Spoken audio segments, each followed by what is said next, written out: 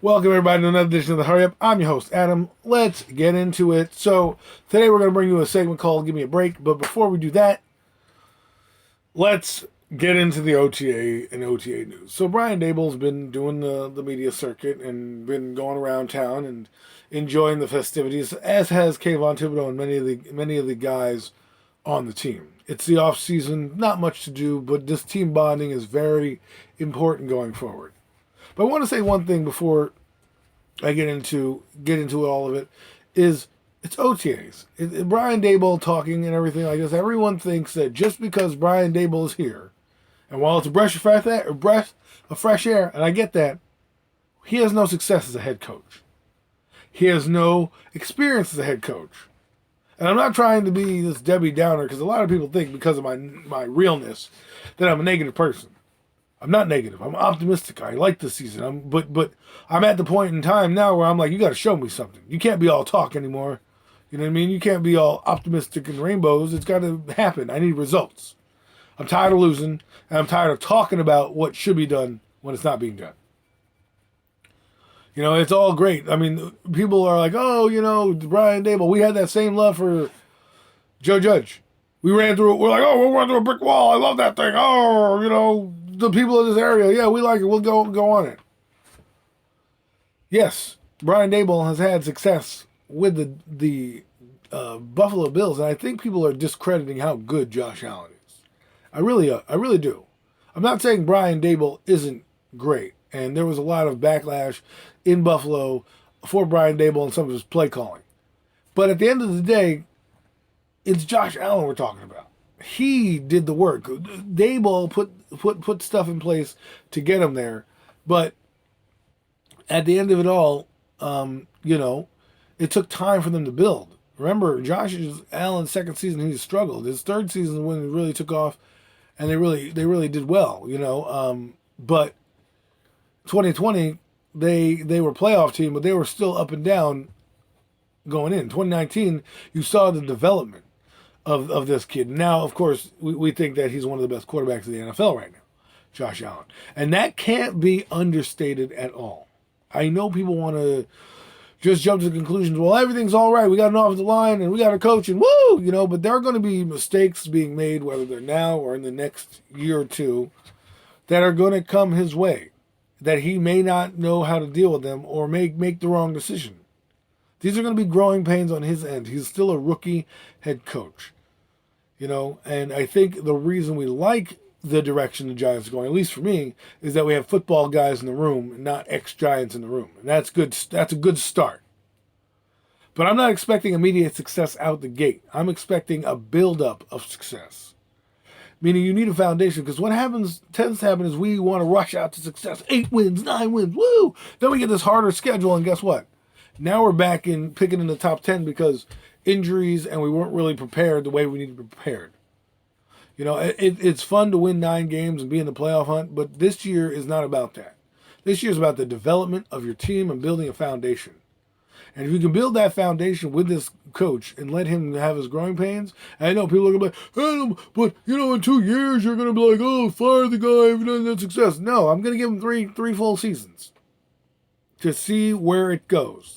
Because that's how long it's going to take to rebuild this franchise to more than just a playoff team or a one-and-done team. We need to be respectable. Look at the Bills. They moved up the ladder, right? They did everything you needed to do. So, there's that. So just be aware. I'm not saying don't be excited. Be excited. But understand that mistakes are going to be made on both ends because a new system is in place and then a new head coach who has never been a head coach before are going to have to make decisions that he may not have made as a play caller. Also, we went down this road before with Pat Shurmur and being excited about quarterbacks and such like this. It doesn't guarantee you success. Just because they got John Feliciano and a new offensive line doesn't mean automatically Daniel Jones' problems are alleviated. You've stopped one of the factual problems, which everyone brings up to me every time. Hey, well, his offensive line stinks. Okay, but there was also a line where, Daniel Jones played 37 games. Okay, that's enough time to kind of get your evaluation of the kid. The other thing is how things are put together. Okay, he hasn't developed in the way you want him to develop, but we're giving him a chance. Why are we giving him a chance? Because the owner told us we're giving him a chance. So God forbid we criticize the kid. And yes, have there been mitigating factors with the offensive line? Yes. But at the end of the day, when the line did block, how did he play when they blocked? When they did block. And there's games in there that they've blocked. And Dabo has come out and said, "Oh, we're gonna let him fly. We're gonna let him fly. Let him throw. But we want to minimize turnovers." That's what he said. He said, "We want to minimize turnovers, but we're gonna let him rip." That's tough to do, man. That's tough to do. It's especially with a guy who's turned the ball over a lot. And whether you believe it's mental or not, he's turned the ball over a lot. He's fumbled at least 36 times or more. I've documented it on videos. He's throwing interceptions, which, interceptions are a little different. I can live with interceptions. I can't live with fumbles. Interceptions are a plethora of things, The only interceptions I can't live with are like the boneheaded ones where you're running a screenplay and you throw right to a fat guy on another team. That I can't deal with. But if you throw the ball and, Kadarius Toney is in a bad position, he tips it up and it goes in the other hand, I can't really fault the quarterback for that. I mean, you can fault minutiae as well. Maybe he threw it this way, but those things happen, right? A DB makes a great play on the ball. Can't be mad at it. I can be mad when you are panicking and throw a ball up in the red zone with Pittsburgh up in the air when you should have thrown it away a lot sooner. Or a game against Tampa Bay or Kansas City, either one, don't really care. It doesn't really matter the opponent, but you're throwing a screen and you throw the screen right to the defender. Not even at the running back's feet, right to the defender. Those are the bonehead plays. And everyone, Eli. Well, Eli had backing, right, from Ernie Accorsi, Tom Coughlin. They were going to give this kid every chance to fail, right? And he didn't. And he come through in the clutch. The last thing I want to mention is how many game-winning drives has he put himself in. I know people don't want to talk about Deshaun Watson, but when I hear 4,800 yards and 33 touchdowns, and I don't give you the record of the quarterback, and I just put you down with the numbers, you're going to be like, damn, I want that on my team. And you're going to find out it's Deshaun Watson, he went 4-12. Well, how many of those were on him? Like, how many last drives did he have, and how many things did he give up, and how many interceptions? Well, it wasn't the interceptions, because he only threw 3 or 4 picks. So he wasn't part of the problem. 4,800 yards is winning performance. Just because your defense doesn't uphold their end of the bargain doesn't mean much, right? You can't. It's about talent. Does Daniel Jones have the it factor? I did an exercise with somebody yesterday, and we went down every starting quarterback in the NFL, and we said, which one would you take, Daniel Jones or this particular player? And we landed on about 8 quarterbacks that Daniel Jones is better than. About 8. So he fits around the 24 mark on 1 through 32. And some of these guys in the conversation I had probably would have been better, but they're only in their second year. So the jury is kind of out, and because of the reluctancy on that, so there could be another 3 or 4 guys who could be higher than Daniel Jones. Now, I'm not trying to poo-poo Daniel Jones or have him, but I listened to another stream today or the other day, and somebody brought up a good point. They're like, well, if the actions speak louder than words. You want to wax poetic about Daniel Jones, but you don't want to pick up his 5th-year option. I'm just saying. We're going to sit here and wax poetic. And then there are people who are like, oh, look at that great throw he made in a net with nobody around him running a drill. This leads me to give me a break. The Give Me a Break segment brought to you by Kit Kat. No, I'm just kidding. Not really brought to you by Kit Kat, but give me a break, okay? If you're sitting here trying to dissect one throw in a net on a mobile drill that they did, and you're praising it and going, well, look at this and look at all what they're saying in the video. Yeah, that's called coaching. It's called practice. Not a game. Practice. Give me a break with all this detail of practice. Like, come on. Are we really? They said Daniel Jones was doing good last year in practice. What happened in the game? What happened when the bullets were flying? Had nothing to do with practice. I don't want to hear about practice reports. Like someone brought it up about Sauce Gardner and OTAs. That's good. That's good. Sauce Gardner keeping up with the receivers and making plays, that's good. Daniel Jones running an out route, throwing into a net. Oh, great. Good job. That's his job. He's been here 4 years. I expect him to make those plays. I expect him to be able to run outside. The question is when the Titans are coming and Harold Landry and Bud Dupree are coming around that corner.